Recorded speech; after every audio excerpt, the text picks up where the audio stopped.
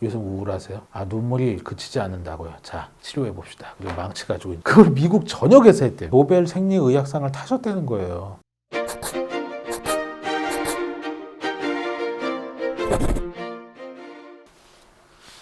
제목이 좀 자극적이죠? 학술적인데 엽기를 붙이니까 재밌네. 근데 사실 좀 엽기적이었어요. 왜 우리 인간이 성장하려면 뭐 청소년기 때 별짓 다 하잖아요. 일탈도 하고 뭐 이상한 짓 하고 기괴한 짓도 하고 갑자기 소리도 지르고 그런 것처럼 우리 인류의 문화사도 그랬더라고요. 그래서 옛날에는 어쩔 수 없어서 그렇게 했는데 지금 보면 진짜 이상한 거죠.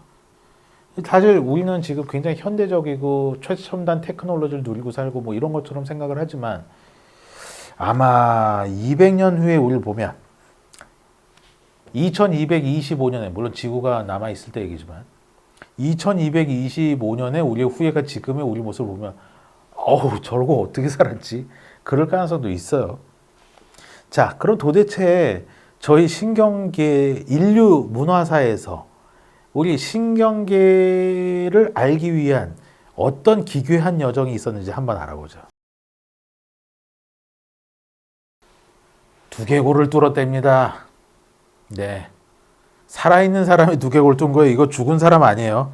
산 사람의 두개골을 뚫은 거예요. 네. 살아있는 사람. 그 고대인들도 알고 있었을 거예요. 이 마음, 정신 이런 거는 심장 아니면 뇌다. 이쪽 아니면 이쪽이다. 근데 아니 뭐 액션 영화 많이 보신 분은 알겠지만 여기는 뭐 작대기 집어넣으면 바로 죽잖아요. 몇 분 안 돼서 죽어요. 그러니까 그거는 접근이 불가능한 거지 고대에는. 그러니까 할 수 있었던 게 요걸 살살 찍고 살살 뽀갠 거예요. 여기 뇌로 들어가기 위해서. 그 당시에 주로 했던 거는 이제 악령이 있다. 사람이 귀신이 걸렸다. 나쁜 기운이 뇌로 들어갔다. 그래서 저 사람이 미친 짓을 하는 거다. 이렇게 생각해서 뇌를 뚫고 그걸 빼내 주려고 한 거죠. 근데 결국에는 이걸 당했던 사람들이 거의 다 뇌전증이나 조현병 환자가 아닐까 싶어요. 말이 조금 요새 바뀌었죠. 좀 어감이 안 좋다 그래서 바뀌었는데 옛날 말로 뇌전증은 간질이고 조현병은 정신분열병이에요. 그러니까 간질은 이제 뇌 전체가 조화되지 않게 막 정기적으로 활성화되면서 이렇게 되는 거니까 고대 사람들이 보기에는 귀신 들린 것 같았었겠죠. 그 다음에 조현병 환자분들은 이게 좀 특징적인 증상 중에 하나가 환각이잖아요. 없는 게 보인다든지, 누가 옆에서 저놈을 죽이라고 자꾸 얘기하고 있어. 자꾸 쟤 죽이래. 듣고 싶지 않은데 계속 들려. 뭐 이런 말을 하면은 그걸 어떻게 생각하겠어요? 귀신이 붙었다. 그렇게 생각했겠죠. 그래서 구해주기 위해서 뚫었다. 그리고 이 사진이 이게 아주 뭐 3000년 전 이집트 이게 아니라 서기 후래요. 서기 후 뭐 지금으로부터 1000년 전에 남미에서 했던 거래요. 기술이 발달을 해서 구멍도 이쁘게 뚫고 옆에 작은 구멍들도 여러 개 뚫려 있죠. 기술적으로 뭔가 하려고 한 거야. 지금 보면 웃겨서 그런 거지. 아니 웃기다고 하면 좀 인권윤리고 웃기다기보다는 좀 너무 엽기적인 거죠. 근데 문제는 그 당시에 마취가 있었겠어요? 없었죠. 마취가 나온 거는 1800년대입니다. 소독 없었죠. 그 옛날의 소독은 불이었어요, 불. 아니, 그 전에는 그냥 찢었겠지. 근데 자꾸 죽으니까 불. 우리 고대에서 모든 거 세상을 정화하는 건 불이잖아. 새 세상을 여는 것도 불이고. 그러니까 이제 칼을 불로 시뻘겋게 달궈가지고, 하면서 이제 살을 찌는 건데. 그래서 고대에 그 불로 소독을 하던 시대에는 그 화상 감염으로 죽은 사람이 수술 후유증으로 죽은 사람보다 더 많답니다.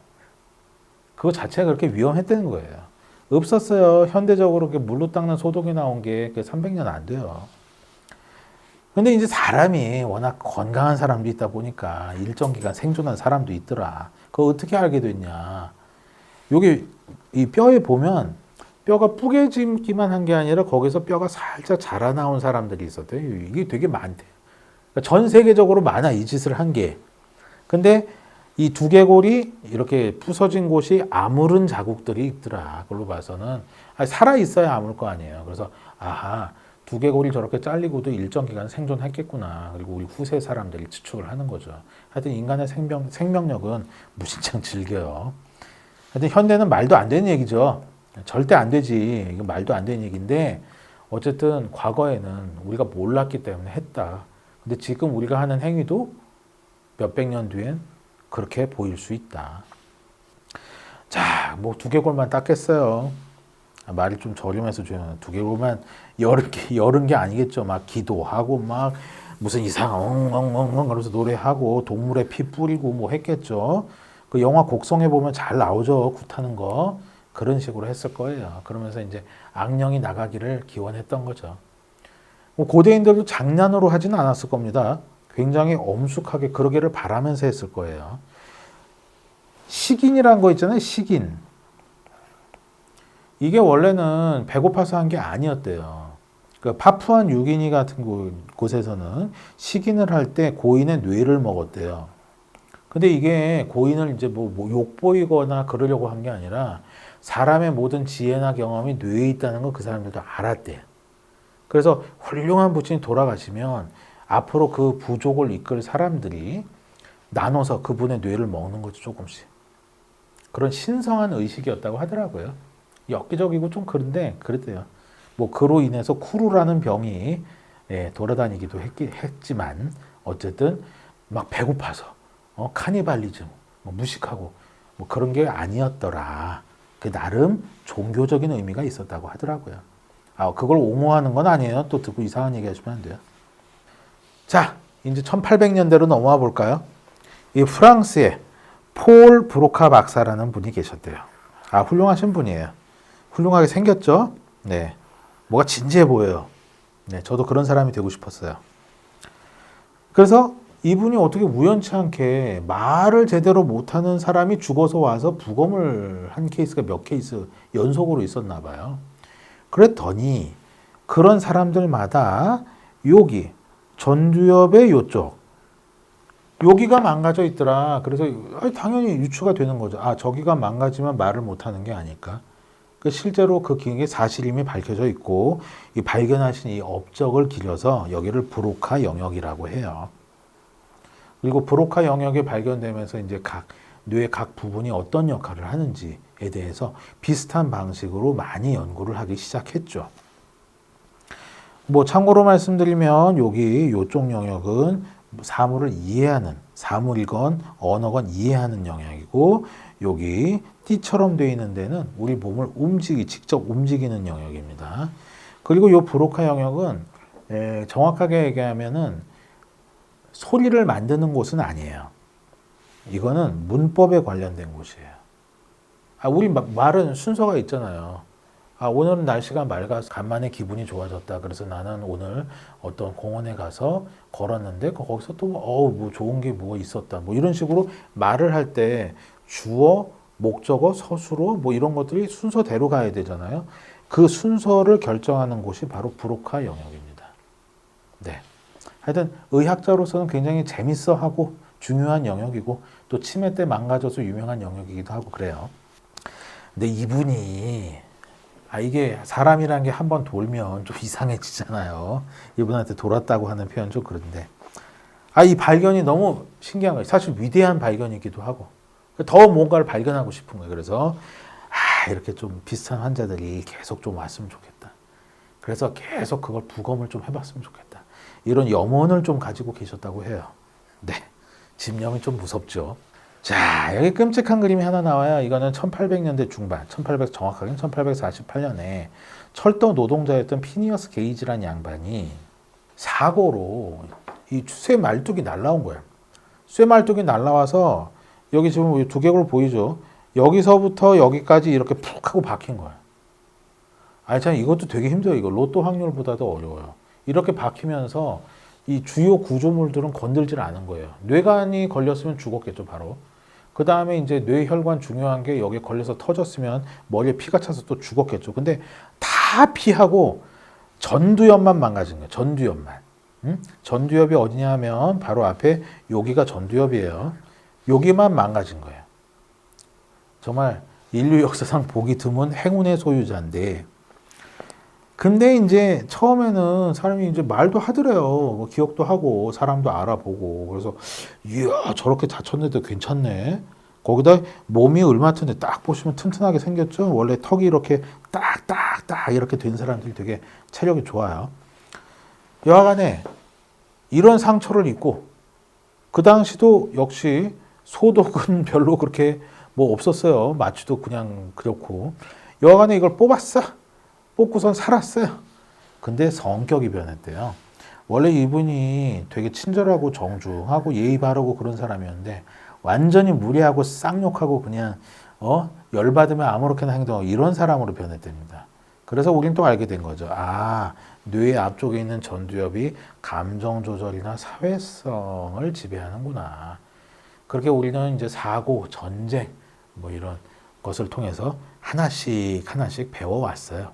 근데 요거는 뭐 사례니까 그렇게 엽기적이진 않은데 이제 곧 하나가 나오죠. 우리 센 게 하나씩 나와요. 그래서 맛배기로 하나 알려드리면 전기로 뇌를 정화하려는 시도가 있었던 거죠. 자, 세상에서 가장 순간적이고 강력한 힘, 그럼 대부분의 사람이 번개를 떠올릴 거예요. 강력한 힘은 번개. 번개는 뭐? 전기. 이게 전기라는 거는 벤자민 프랭클린이 밝혀냈죠. 그래서 피뢰침이라는 것도 생긴 거고. 그리고 이제 1700년대 이탈리아의 갈바니라는 분이 개구리 다리에 전기를 살짝 흔들어 보니까 다리 근육에 이게 움찔 하더라는 거예요. 아, 그래서 근육이 움직일 때 전기가 필요하구나. 더 나아가서 좀 더 연구해 보니까 신경이 작동될 때 전기가 흐르는구나. 이걸 알게 됐어요. 그러다 보니까 혹시 인간의 뇌를 전기를 통하면 이게 정화되거나 리셋되지 않을까. 이런 생각까지 하게 된 거죠. 그래서 실제로 했어요. 늘 얘기하지만 인간은 E는 mc제곱을 가지고 핵폭탄부터 만든 종족이라니까요. 그래서 전기 충격 요법을 만들었어요. 왜냐하면 그 옛날에 한 100년 전만 해도 정신과 질환에는 약이 별로 없었거든요. 근데 사람이 막 갑자기 맨날 자해하고 자살 충동 이렇게 그런 사람 뭐 어떻게 해줄 거야. 그래서 할 방법이 없으니까 뇌를 리셋하기 위해서 전기 충격을 가한 거죠. 근데 전기 충격을 가하면 마치 대발작처럼 이렇게 되거든요. 그래서 이제 하면서 뭐 이빨이 깨진다든가 턱관절이 나간다든가 근육이 부분 파열된다든가 이런 사고도 많았어요. 하지만 요즘은 안 그렇죠. 그러니까 요즘도 하긴 해요. 대신 과학적으로 하는 거죠. 그리고 정화 목적 그런 게 아니라 너무 뇌의 감정 회로가 마구잡이로 돌아갈 때 한번 일시적으로 충격을 줘서 걔를 리셋하려는 목적으로 해요. 그래서 마취 다 하고 근이완제 다 주고 그렇게 합니다. 그래서 이 약물로서 조절이 안 되는 경우에는 효과가 제법 있다고 해요. 여하간에 개구리 뒷다리서부터 시작을 해서 여기까지 온 거죠. 우리가 과학의 길이 이렇게 일정하게 쭉 오면 좋겠지만 그러긴 힘들겠죠. 뭐든지 시행착오를 엄청 거친 다음에 뭔가 의미 있는 결론을 얻게 되는 거죠. 하지만 그 시행착오의 과정은 지금 보면 참 무섭기도 하고 엽기적이기도 하고 그렇습니다. 자, 이제 본편의 하이라이트. 뇌엽 절제술. 이게 뭐냐면요. 이렇게 이거 참 공포 영화스러운데 이게 눈 위로 이 정 있죠, 정. 아니면 송곳. 그걸 갖다 늘어 넣어요. 그냥 안 들어가잖아요. 뼈로 막혀 있으니까 여기가. 그래서 망치로 탁탁탁탁 치면서 이걸 뇌까지 집어 넣는 거예요. 전두엽까지. 그럼 이제 들어가잖아요. 뇌는 두부처럼 말랑말랑해요. 그래서 이걸 가지고 이렇게 돌리면서 뇌를 파괴하는 거죠. 하여튼 이게 생기게 된 이유는 뇌 질환에 대한, 정신 질환에 대한 치료법이 너무 없었어요. 그래서 이것저것 다 해보다가 30년대 초에, 1930년대 초에 굉장히 싸나움, 막 물고 막 남한테 돌 던지고 막 몽둥이로 딴 놈 이렇게 머리 때리고 이런 공격적인 성향의 침팬지 전두엽을 좀 제거했더니 되게 유순하게 바뀌더라. 그래서 1935년에 유럽의 변방, 포르투갈에서 에가스 모니스라는 박사님이 사람한테 해본 거야, 이걸. 요즘에는 그 2차 대전 이후로는 이런 짓 잘 못하죠. 이거 함부로 못해요. 이런 거 하려면 굉장히 여러 단계 거쳐야 돼. 하여튼 그때는 그런 절차가 부족했던 때니까 사람한테 했는데 효과가 꽤 좋았다는 거예요. 막 맨날 울고 막 소리 지르고 그랬던 사람이 이렇게 하는 게 얌전해졌어. 예, 그래서 지금 보면은 되게 웃긴데 이거 가지고 1949년에 노벨 생리의학상을 타셨다는 거예요. 근데 이제 역대 노벨 생리의학상 수상자 중에 가장 부끄러운 수상이 아니었냐. 현재는 이렇게 얘기하는 거죠. 하지만 그 당시는 너무 혁신적인 치료법이었어요. 근데 문제는 요즘도 문제가 되고 있는 미국이었어요. 이게 이 박사님은 좀 제한적으로 그런 경우에 하자 이러고 만든 건데 1940, 50년대 미국에서 너무 확산이 된 거예요, 이게. 이게 해부학만 알면 좀 간단하게 할 수가 있대요. 그래서 요게 딱 넣고 다다다다닥 망치로 때리면 바로 들어간다는 거예요. 그래서 이거를 수술실도 아니고 외래 진료실에서 했다는 거예요, 이걸. 제가 이렇게 환자 보다가 요즘 우울하세요? 아, 눈물이 그치지 않는다고요. 자, 치료해 봅시다. 그리고 망치 가지고 이제 이렇게 하는 거죠. 그걸 미국 전역에서 했대요, 미국. 그리고 이거를 했던, 정신병원에서는 당연히 이걸 엄청 많이 했겠고, 그래서 그런 정신병원 나온 영화가 있죠. 셔터 아일랜드라고. 예. 유명한 영화 하나 있어요. 그래서 하여튼 이걸 경안화, 뇌엽 절제술이라고 하는데 엄청나게 했고, 일반 진료실에 했고, 사고 많았겠죠. 진료실에서만 하면 뭐 소독을 했다 하더라도 공기 중에 떠도는 세균이 들어가서 뇌에 감염돼서 죽을 수도 있고, 또 성격이 바뀌긴 바뀌는데 완전히 바보 멍청이가 될 수도 있는 거고, 우리는 얌전해지기만은 원한 건데 바보 멍청이가 될 수도 있는 거고요. 여러 가지 너무 부작용도 있고 윤리의 문제도 있고, 그리고 이거 원치 않는 사람도 많았을 거 아니야. 정말 하기 싫은데 나는 그거 무서워서 안 하겠는데 가족들이 강제로 끌고선 사지를 이렇게 결박해놓고 그런 케이스도 얼마나 많았겠어요. 그리고 뭐 정신질환자나 뭐 간질 환자 그런 사람 뭐 힘이 있겠어. 그냥 당하는 거지. 그래서 몇천 명의 무고한 희생자가 생겼더라. 예. 그래서 슬픈 역사죠. 우리가 몰라서 했어요. 몰라서 했지만은 너무 비참했어요. 근데 우리 한국에서도 조금 이 정도는 아니더라도 슬픈 일이 있었는데 그것은 다음 슬라이드에서 알려드릴 거예요. 자, 잠깐 뒤로 다시 가볼까요? 다들 아실 거예요. 그 중세 유럽에서 있었던 마녀 사냥. 근데 이제 마녀가 된 사람들이 주로 뭐가 있었을 거냐? 역시 뇌전증이죠. 간반이 있다 갑자기 이러고 한 시간 동안 계속 이래. 이러면서 말을 해. 말하는 내용이 좀 이상해. 그러면 어떻게 생각해요? 이거 악령이 들었다. 어저께밤에 사탄이 저 여자한테 키스를 하고 간 거야. 뭐 이렇게 생각을 했을 거라고요. 그 다음에 이제 사람이 대발작, 하고 대발작 하고 나면 세상이 헷갈려. 아, 여기가 땅이 아니라 바다 위인 것 같기도 하고, 여기가 호수 밑으로 내가 몸이 가라앉은 것 같기도 하고, 그런 상태에서 막 환타지스러운 그런 얘기를 막 하는 거예요. 아, 저 여자 이상하다. 그렇게 됐을 거고.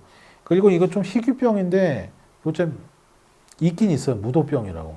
진짜로 여러분 아세요? 공옥진 여사라고? 이거 진짜 이분 욕하려고 그러는 게 아니고, 이 병신춤이라는 걸 쳐서 인간 문화재 되신 분이에요. 그러니까 뭐 이런 춤. 근데 실제로 몸을 하루 종일 이렇게 움직이면서 다니는 무도병이라는 게 있습니다. 굉장히 희귀한 유전병인데 있긴 있어요. 그 다음에 틱 많죠. 뭐 아시는 분 아는 병인데 그 중에 제일 심한 형태가 뚜렛 증후군이라고 있거든요. 뚜렛 증후군이면 정신은 멀쩡한데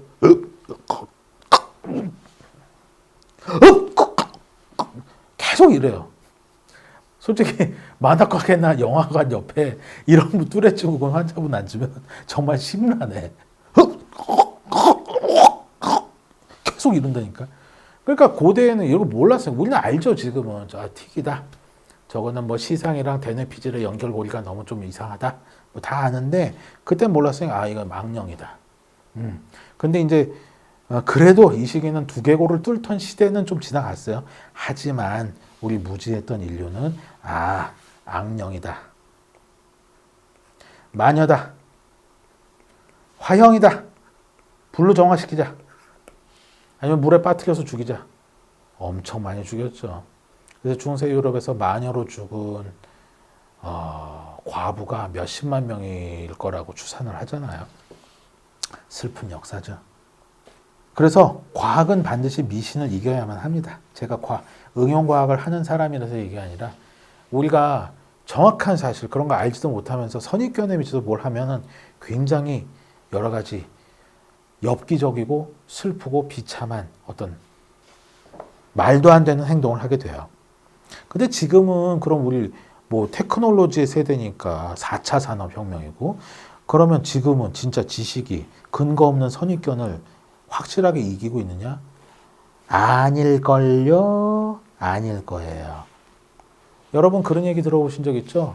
그 어떤 아주머니들께서 요구르트 그 스테인레스 수저로 퍼먹으면 유산균 다 죽는다고. 그래서 나무나 플라스틱 수저로 떠먹어야 된다고. 그런 구라가 어딨어요. 아니 스텐 수저가 뭐 방사능 물질이야? 아니면 거기에 항생제가 코팅이 돼 있어? 말도 안 되죠. 오히려 나무 수저에는 세균이 살아요. 유기물이니까. 스텐 수저에는 세균이 안 살지. 근데 이거 혹하는 사람 진짜 많다니까 이게. 그래서 제가 가장 가벼운 형태로 이 사례를 들고 왔지만 현재 역시 지식이 과연 근거 없는 선입견을 이기고 있는가 의심시 되는 시대예요. 미국에 그래서 말도 안 되는 거 믿는 그 사람이 보건복지부 장관이 돼서 요즘 화제가 되고 있고 또 한 몇 년 됐죠. 아나키라는 조직이 있었죠. 우리나라에. 아나키. 저 무정부주의 활동했던 공산주의자들은 아니고 우리 애는 인공의 모든 것을 다 하지 않겠다. 아토피로 살이 다 벗겨져도 절대 연고를 바르지 않겠다. 우리 애는 예방주사를 절대 맞히지 않겠다. 자연 그대로 키우겠다. 그러다가 애들 잡았죠. 아동학대. 아동학대법에 의해서 지금 뭐 이렇게 대놓고 하는 사람은 없지만 이걸로 학대받은 우리나라의 아이들이 몇만 명은 될 거예요. 그래서 지금 21세기지만 여전히 인간은 불안정하고 좀 위험한 사람이 많다. 과학과 광기 사이죠, 뭐. 그리고 지금 보면은 왜 그랬나 싶었지만 그 당시에는 그럴 수밖에 없는 사연도 있긴 하지만 지금 봐서는 말도 안 되는 거. 근데 우리나라에서도 좀 뭐가 있었어요. 뭐가 있었냐 하면 측두엽 절제술을 너무 많이 한 적이 있었어요. 이게 1990년대 거예요. 저도 사실 그 시기를 조금 지나가서 레지던트를 하면서 들은 얘기거든요. 측두엽 관질이라고 있어요. 그러니까 여기 뇌를 이렇게 자른 그림인데요. 그러니까 이게 요 측두엽이거든요. 여기 안쪽에서 간질이 생기는 경우에 사람이 어떻게 되냐면 갑자기 멍해져. 갑자기 누가 말해도 반응이 없어지고 눈빛이 묘해져. 풀어지면서. 그러면서 하면서 입을 다시다가 쩝쩝 다신다든가 이러다가 갑자기 너 누구니? 그래서 섬찟하게 만드는 그런 경우가 있어요. 옛날엔 신들렸다 그랬을 거야 이게.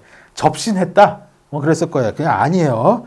이런 경우에는 측두엽 간질, 측두엽 간질의 가장 흔한 형태라 제가 보여드렸어요. 제가 흉내를 내서. 근데 이 측두부의 요 내측에 뭐가 있어요? 기역중추 해마가 있죠. 함부로 건들면 안 돼요. 거기서 간질이 생기기도 하지만 함부로 건들면 안 돼. 그러니까 하려면은 정확하게 왼쪽인지 오른쪽인지 구분을 해놓고 잘라야 돼요. 그런데 일부 병원에서 해마를 대충 보고 막 자른 거죠. 막. 물론 이제 수술장에서 잘라서 조금 위생적이라고 할 수 있겠지만 일단 막 잘랐어요. 그럼 상관도 없는 해마까지 막 자른 거야. 그럼 어떻게 되겠어요? 사람이 바보가 되겠죠. 지적 장애인이 되는 거예요. 그냥 단순 간출하자. 그냥 약 먹으면 그냥 한 달에 몇 번 하긴 하지만 그래도 멀쩡하게 살 수 있어서 사람을 영구적인 지적 장애인으로 만드는 거죠. 이런 게 우리나라에서도 상당히 많이 벌어졌었어요. 그래서 어떤 사람은 그러죠. 뭐 의사 싫어하는 사람은 뭐 저 병 걸려서 죽는 사람보다 병원에서 죽는 사람이 더 많다고. 사실은 아니더라도 100%가 아니라고 그럴 수는 없기 때문에 참 의사의 한 사람으로서 좀 민망합니다. 민망한 게 아니라 되게 슬프고 창피하죠. 그래서 아직도 안전하지 않다. 언제 이런 날이 벌어질지 모른다. 뭐 한 가지 예를 더 들면 뭐 이거보단 굉장히 순화된 버전이지만 RNA 백신 건이 있었죠. 사실 완성 단계에 있던 물건은 아니었다 그래요. 근데 코로나가 터졌으니 어떡해. 그냥 죽기 싫으면 맞아야지. 그래서 쓰긴 썼는데 이 초기 백신에 우리가 생각하지 못했던 여러 가지 문제점이 있었고 그게 왜 그런 문제점이 생겼는지 요즘에 밝혀냈죠. 거기 밝혀냈는데 우리나라의 김빈내리 교수라고 아주 노벨상에 근접하신 분이 그걸 밝혔다고 해요. 여하튼 인간이 그래요. 일단 써요. 쓴 다음에 문제가 있었네. 그런 게 우리 인간이란 종족이에요.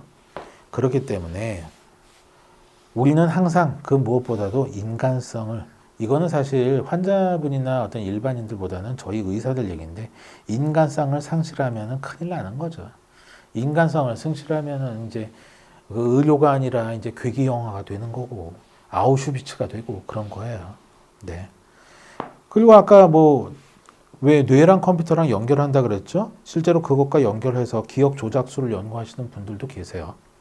그러니까 왜 옛날 영화 중에 맨인 블랙이라고 왜 외계인들하고 우리 같이 사는데 외계인 본 사람들 기억 지워주려고 빨간색 불 퐁 하고 터뜨리면 다 까먹고 뭐 이런 영화 있었잖아요.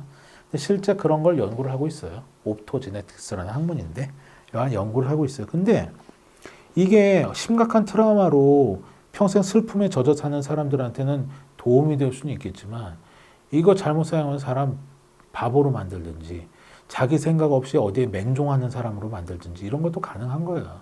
그래서 그 무엇보다 특히 우리 의사들은 인간성이 중요하다. 인간성. 뭐 이런 거시적인 얘기에서도 인간성이 중요하지만은 여러분들이 막상 뭐 자주 보는, 그래서 40세 넘어가면 누구나 자주 보거나 자주 물어보게 되는 의사들이 한두 명 생겨요. 근데 그런 사람이 인간성 좋은 사람을 만나면 그냥 운 좋구나 이렇게 생각하시면 됩니다. 사실 불편한 얘기지만 진짜 환자 몸을 내 몸처럼 아껴주는 의사 만나는 게 그렇게 쉬운 일은 아니거든요.